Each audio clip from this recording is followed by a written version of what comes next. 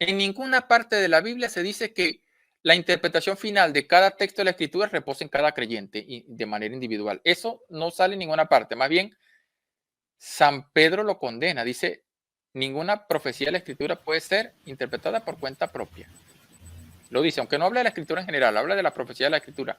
Pero, ¿qué está diciendo? Que no puede llegar a alguien, y ese texto lo conocen los protestantes. Dicen, claro, no es por cuenta propia, es con el Espíritu Santo. Ajá, pero es que lo estás haciendo con cuenta propia, porque es que tú no estás escuchando una voz del Espíritu Santo diciendo esta es la correcta interpretación. Es lo que tú intuyes que te está hablando el Espíritu Santo. Pero claro, tú le dices a un luterano, ¿qué te dice el Espíritu Santo? Y le preguntas a un calvinista, ¿qué te dice el Espíritu Santo? Y no puede ser que le diga cosas distintas a los dos. Entonces, obviamente, no es el Espíritu Santo. Y Jesús dijo que era el Espíritu de la verdad, no de las verdades. Claro, claro.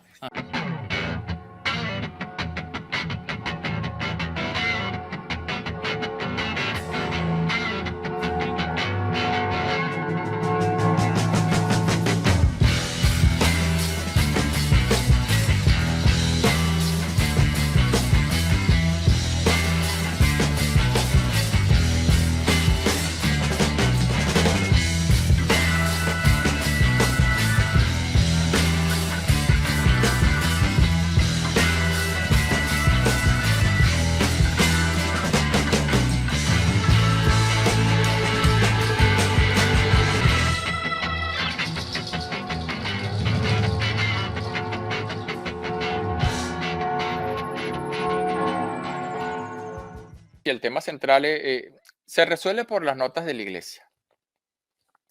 ¿Ve? O sea, que la iglesia es una, santa, católica y apostólica. Esas son las notas de la iglesia. Solamente la iglesia católica puede cumplir con esas notas. Y esas son notas que salen en la Biblia claramente. O sea, en la Biblia sale que la iglesia es una y eso no se cumple, por ejemplo, lamentablemente entre los protestantes, o sea, traten de negarlo. Recuerdo que hace poco, por ejemplo, una persona me dijo, mire, este artículo está tratando de refutar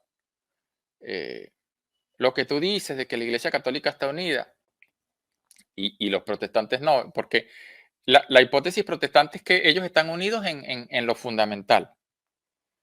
Esa es la hipótesis protestante. Nosotros también decimos que los católicos estamos unidos en lo fundamental. Obviamente no todos los católicos pensamos igual en muchos temas. Pero, ¿qué sucede?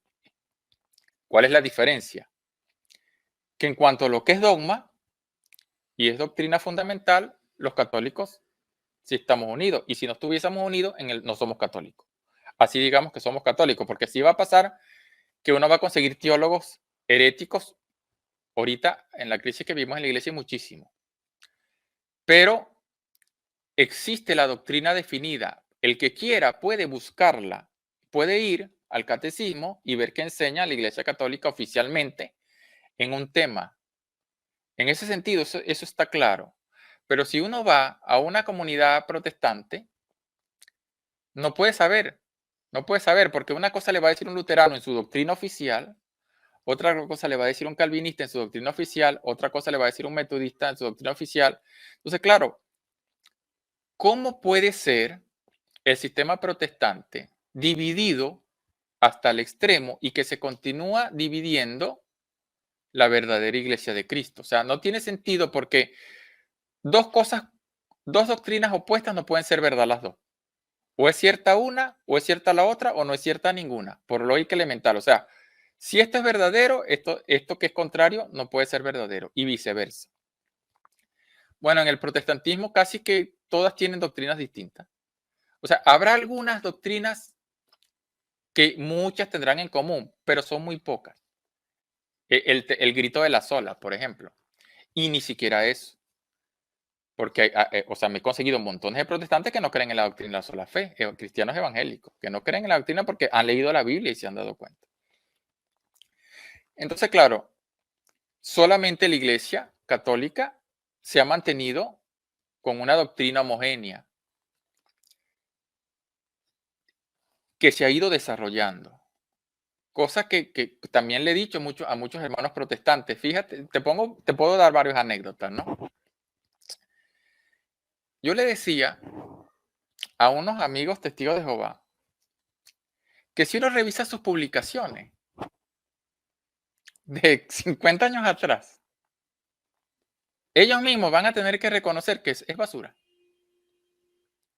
O sea, y yo tengo un libro que se llama Testigos de Jehová, secta o religión, donde yo me tomé el tiempo de recopilar las publicaciones de ellos hace 50, 60, 70 años atrás.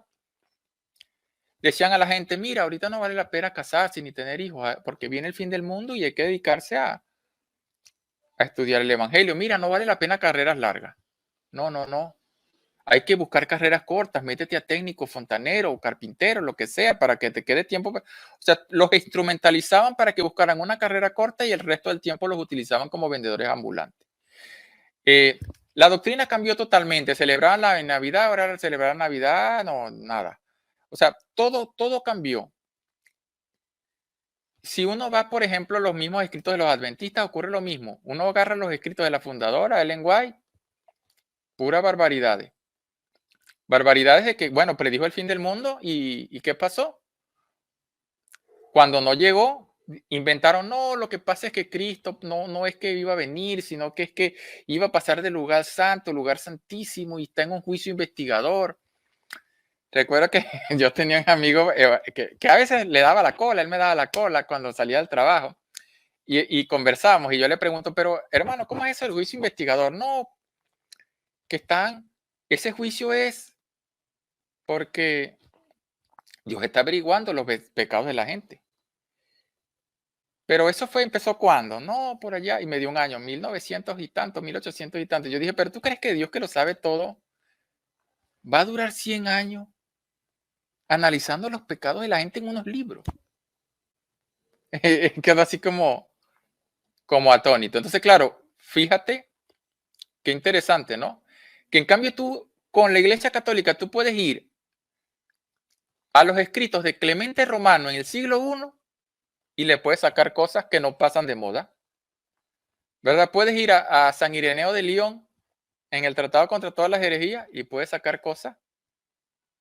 O sea, hay como una armonía, o sea, un desarrollo homogéneo, como cuando un árbol crece, como una semilla que se va haciendo árbol.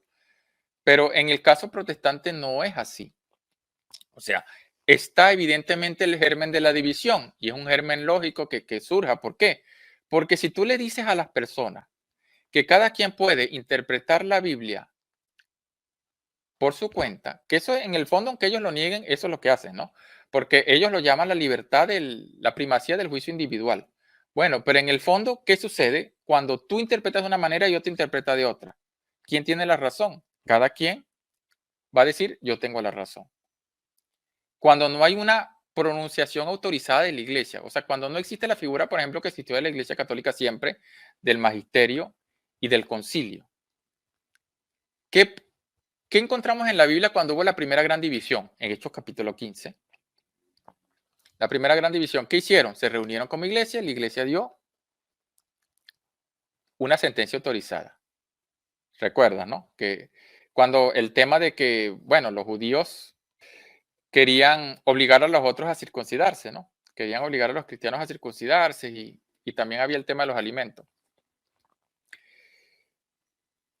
Alguien podría decir, si hubiera sido solo la escritura, mira, pero es que la Biblia dice en el Génesis que hay que circuncidarse y dice pacto perpetuo de generación en generación. Eso lo dice la Biblia. Exacto. Alguien podría hacer sobre escriturista y decir, mira, hay que seguir lo que dice la Biblia. ¿Y qué dio San Pedro y Santiago? Hemos decidido, el Espíritu Santo y nosotros, no poner más carga de lo indispensable. Y la iglesia dio un pronunciamiento autorizado, una interpretación correcta de las escrituras, autorizada. Eso históricamente jamás ha pasado en el protestantismo. Cuando empezaron a dividirse, recuerdo que una de las primeras reuniones que tuvieron es el coloquio de Hamburgo en 1500, creo que 19, si mal no recuerdo, o 29. Ya no recuerdo ahorita. Los protestantes se reunieron a debatir porque Lutero creía en la presencia real de Cristo en la Eucaristía y los demás no, creían en la presencia simbólica. Y terminaron anatemizándose mutuamente. O sea, Lutero, estos son herejes y estos son herejes y se dividieron y hasta el día de hoy los luteranos creen una cosa y estos creen otra cosa. Entonces, claro, ahí se ve otra vez que en la Iglesia Católica no solamente, cuando se dice católica, de paso es porque, no solo porque es abierto a todo el mundo, sino porque la doctrina ha sido la misma en todas partes. O sea, eso lo decía San Ignacio. No creen diferente una iglesia católica de aquí con una iglesia católica allá, tiene la misma fe. Y también, ¿por qué? Porque tiene sucesión apostólica. O sea, ha habido católicos durante toda la historia. Eso tampoco lo pueden decir los protestantes, aunque también ha habido personas que han intentado inventarse una sucesión apostólica. Hay un libro que se llama El rastro de sangre, no sé si sabes cuál es. El rastro de sangre. De los bautistas. No, no lo conozco. Bueno, ¿qué ha pasado? ¿Qué sucede cuando, por ejemplo, los protestantes se enfrentan al argumento de que solamente la Iglesia Católica proviene del siglo I y que ellos surgieron por allá en el siglo XVI, en algún otro momento de la historia? Han habido dos reacciones generalmente. Reacción 1, decir, no, pero es que la Iglesia Católica tampoco la fundó Cristo porque la fundó Constantino. Esa es una reacción. Decir que la fundó Constantino, que eso es una afirmación gratuita. Porque se materializó de pronto y entonces la Iglesia cristiana, ¿qué hacía? Desapareció. Desapareció y apareció otra por arte de magia. No, hubo una continuidad. Ahora, el otro argumento es decir, no, es que los cristianos sí existieron, o sea, y los bautistas dicen, mira, nosotros sí existimos en toda la historia. Y hay un rastro de sangre de nosotros. ¿Cuáles? Y ellos incluso se armaron una teoría, mira, por ejemplo, aquí los tertulianitas, aquí los montanistas, aquí los husitas, aquí, y entonces empezaron los petrobrusianos y aquí, y empezaron a agarrar todas esas herejías que existieron en los primeros siglos y decir, esos eran antepasados de los bautistas.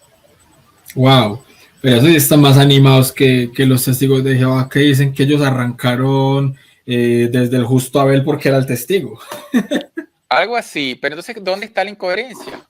¿Dónde está la incoherencia? Que si tú estudias las doctrinas que creían esos grupos, no concuerdan ni de cerca con las que ellos creen hoy. Y otros bautistas lo han reconocido, han dicho, mira, esa teoría no tiene fundamento, porque difícilmente podemos decir que estas personas eran bautistas. Montano creía que él era la encarnación del Espíritu Santo. Los bautistas creen eso ahorita, que Montano era la encarnación del Espíritu Santo. Otros condenaban el matrimonio, lo veían como pecado.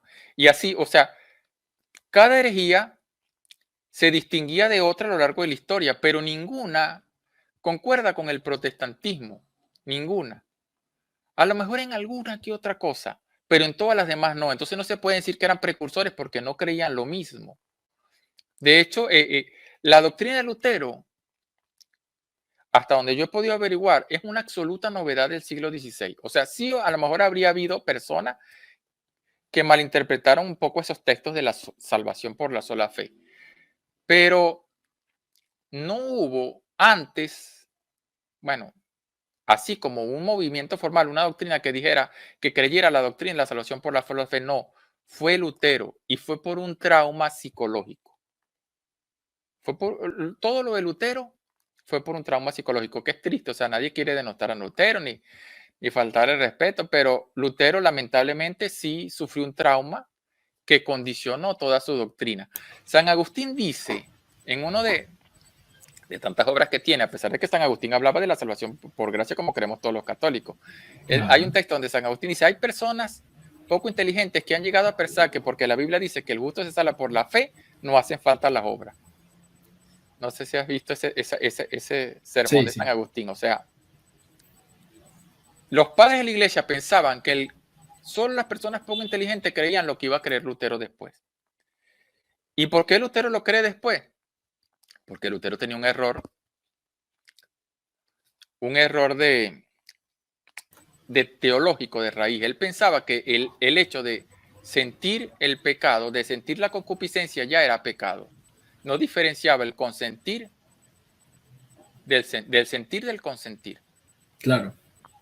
Entonces él quizás era pecador, muy pecador, o quizás simplemente sentía las tentaciones y ya se sentía pecador, pero él vivía atormentado. Esa Él es la cosa, el tormento que y él mismo cuenta que mantenía. él no iba a ser monje ni nada, ni sacerdote. Él fue que iba en un viaje y cayó un rayo y entonces dijo, "Oh", se asustó y se metió a sacerdote pensando que iba a morir. O sea, imagínate cómo alguien así puede ser guía, alguien que viene de un trauma que ni siquiera, o sea, era su vocación, sino que de pronto vino ese trauma. Y muchos lo niegan, y hay evidencia de 3 psiquiatras que dieron el dictamen clínico y psicológico de Lutero, y esos dictámenes existen, o sea, aunque lo nieguen muchos, esa evidencia existe. Claro. Entonces, claro, ¿qué hace Lutero? Se anestesia. Dice, ok, bueno, yo no puedo ser santo, porque él a lo mejor no pensaba que no lo podía lograr, dijo, pero ya tengo la solución. Cristo pagó por mis pecados, yo puedo seguir siendo pecador, pero bueno, ya él pagó por mis pecados y ya yo me salvé. Entonces, de ahí es donde él digamos que hace su herejía, contraria al pelagianismo, o sea, se va al otro extremo, el extremo de la salvación, que ya conocemos por la salvación por la sola fe, y todo lo demás viene de ahí. Y por eso es que los luteranos básicamente tienen el mismo error, los calvinistas, y ahí todas las denominaciones que van surgiendo. Entonces, claro, por lo menos para mí no hay duda que el protestantismo no podría ser la iglesia de Cristo. O sea, no digo que no puedan tener semillas de verdad, eso lo dice el catecismo. O sea, obviamente tienen la Biblia, no todo, o sea, en muchas cosas, obviamente por alimentarse de la Biblia, muchas cosas las tienen, son buenas, han ayudado a muchas personas. O sea, antes de una persona ser católica, o sea, antes de ser atea, perdón, a veces es hasta mejor que se haga protestante, o sea, antes de ser ateo, ¿no? Porque por lo menos, claro, se alimenta de la palabra de Dios. O sea, hay muchas cosas buenas que hay allí que son innegables. Son hermanos en la fe. La mayoría tiene muy buena intención. La mayoría, o sea, no podemos juzgar a cada persona es un mundo. Pero yo tengo hermanos, amigos evangélicos y familia evangélica que no tengo la menor duda de que son personas que aman a Dios y que quieren servirle y que tienen la mejor intención. Pero la apologética no va con las personas, va con la doctrina. Y en ese sentido, esa doctrina que ya nació desde allí no es la verdadera, no es la verdadera doctrina cristiana. Es una doctrina que se ha ido adulterando y que con cada división, digamos que se va adulterando cada vez más, con cada nuevo cisma, con cada nueva división. Muy bien, o sea que en ese orden de ideas, ahí es donde vemos esas características que decías desde el principio. Entonces, claro, la iglesia es una, la iglesia es santa, la fundó nuestro Señor Jesucristo, Ujú.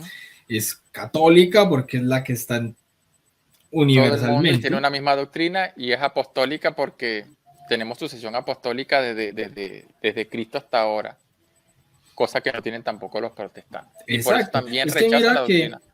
¿Mm? mira que es que hay protestantes que incluso dicen, no, pero es que mire que este padre de la iglesia pensaba diferente de este otro y se contradicen entre ellos mismos, pero no llegan hasta el punto de ver de que aunque hayan en algunos momentos tenido ideas quizás diferentes o contrarias, llega un concilio, llega el magisterio y dice, no, qué pena, esto es así, ¿y qué hace el que está pensando diferente? Amén. Amén. ¿Por qué? Porque hay una autoridad que dijo esto es así y esto es así. Se acabó la discusión. O sea, hay alguien que pone el punto final, porque si no queda como llegan las denominaciones protestantes. Claro. Cuando no llegan a ese punto final, si yo no estoy de acuerdo, entonces me salgo y Ujú. fundo mi propia denominación que sí piense como pienso yo. Ese es el Claro. gran problema que tienen ellos, que no van a llegar a un punto final con una autoridad, no se van a ceñir a una autoridad, como No, dice Lucas 10:16, el que a ustedes escucha, a mí escucha, pero el problema es que ellos no escuchan esa autoridad que el mismo Jesucristo dejó. Entonces ahí es donde se va todo el piso, teniendo ellos muchas cosas buenas y positivas. El problema es cuando llega esta soberbia espiritual de la que hablabas ahorita, de que entonces yo pienso que yo soy el que tengo la razón y por eso si el resto no piensan como yo, entonces yo me hago a un lado y fundo mi propia denominación que crea y piense como yo quiero creer y pensar.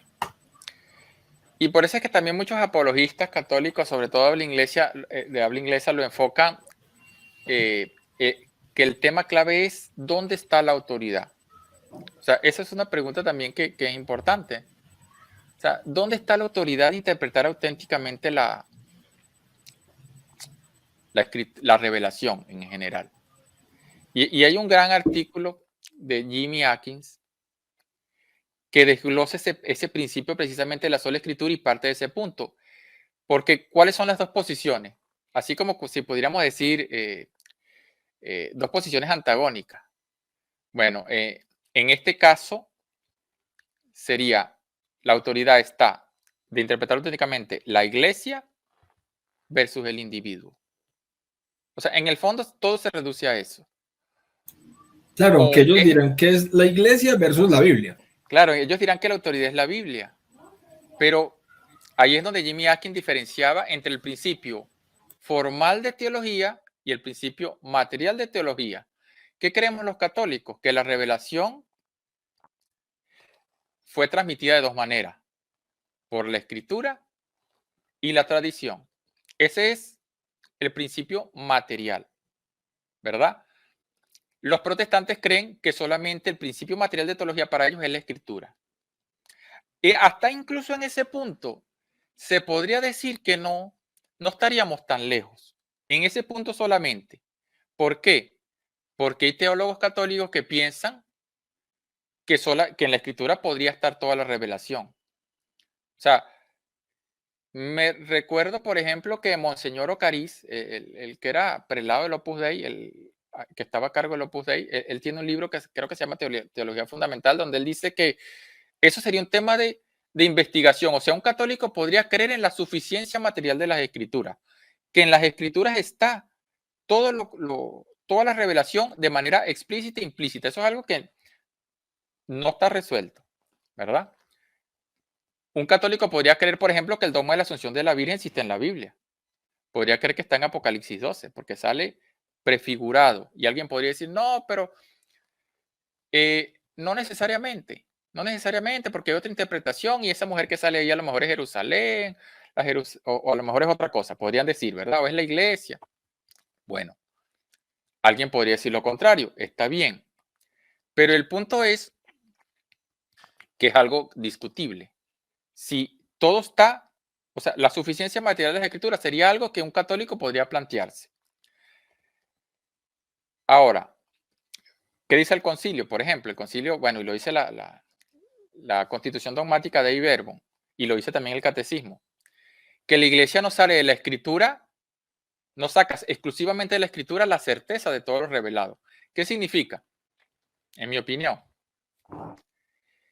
no es que no está diciendo ahí que todo sí está en la Biblia o todo no está en la Biblia. No está diciendo eso. Está diciendo que la certeza de todo lo revelado no se saca exclusivamente de la escritura. ¿Por qué? Porque a lo mejor yo con la Biblia veo Apocalipsis 2 y yo no, a lo mejor solamente con eso, sin una tradición, yo no tengo certeza de saber, mira, sí, a lo mejor eso sí hace referencia al dogma de la Asunción o, por ejemplo, al dogma de la Inmaculada Concepción. A lo mejor si yo leo el Evangelio de Lucas, a lo mejor con eso no tendría suficiente certeza absoluta para saber el dogma de la Inmaculada Concepción. Pero sí, a través de la tradición sí puedo tener certeza y a través del magisterio. Entonces, claro, una cosa es ese principio material donde ya hay una diferencia que a lo mejor no sería tan insalvable, y lo explica Jimmy Anke en ese artículo, pero donde ya se rompe todo y donde nos alejamos más en el principio formal de teología. O sea, de esa revelación, ¿quién la interpreta auténticamente? Ya sea que tú creas que es solo la escritura o creas que es solo la escritura y la tradición, pero ¿quién la interpreta? Bueno, los protestantes dicen cada persona individualmente. Y los católicos decimos la iglesia unida. La iglesia unida por medio de las autoridades que instituyó Jesucristo. Una posición, la posición protestante que parezca a lo mejor muy atractiva para muchas personas, no tiene fundamento alguno en la escritura. Ninguno. En ninguna parte de la Biblia se dice que la interpretación final de cada texto de la escritura reposa en cada creyente y de manera individual. Eso no sale en ninguna parte. Más bien, San Pedro lo condena. Dice, ninguna profecía de la escritura puede ser interpretada por cuenta propia. Lo dice, aunque no habla de la escritura en general, habla de la profecía de la escritura. Pero, ¿qué está diciendo? Que no puede llegar a alguien, y ese texto lo conocen los protestantes. Y dicen, claro, no es por cuenta propia, es con el Espíritu Santo. Ajá, pero Es que lo estás haciendo con cuenta propia, porque es que tú no estás escuchando una voz del Espíritu Santo diciendo esta es la correcta interpretación. Es lo que tú intuyes que te está hablando el Espíritu Santo. Pero claro, tú le dices a un luterano, ¿qué te dice el Espíritu Santo? Y le preguntas a un calvinista, ¿qué te dice el Espíritu Santo? Y no puede ser que le diga cosas distintas a los dos. Entonces, obviamente, no es el Espíritu Santo. Y Jesús dijo que era el Espíritu de la verdad, no de las verdades. Claro, claro. Fíjate que otra anécdota, una vez hablando casualmente del mismo tema de la Virgen, una chica me pone, para que veas cómo es subconsciente eso de que ellos creen que lo que ellos les sale de la barriguita es el Espíritu Santo. Yo recuerdo que esta joven me presenta este texto, Mateo 1.25. Mira, Mateo 1.25. No la conoció hasta que tuvo su hijo primogénito. Y yo le digo, ¿y qué? Bueno, ¿qué te dice el Espíritu Santo? O sea, ella juraba que la forma de ella entender el texto era el Espíritu Santo.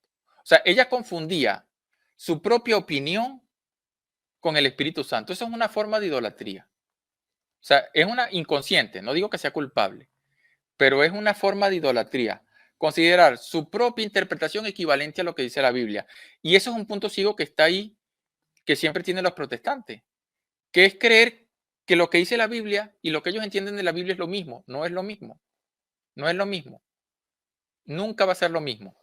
Si fuera lo mismo, todos entendieran igual.